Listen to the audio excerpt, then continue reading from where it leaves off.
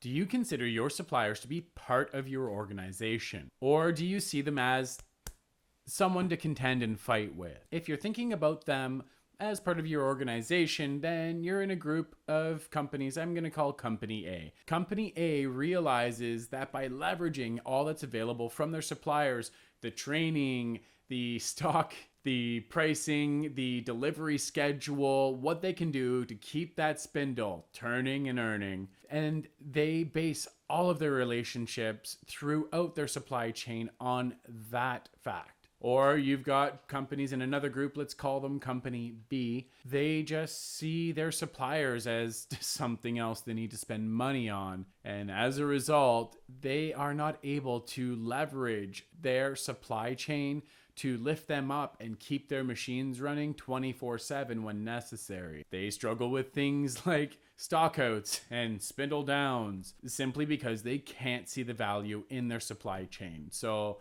my question to you is, which group are you in? Company A or Company B?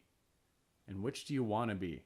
Until next time, keep your spindles turning and earning.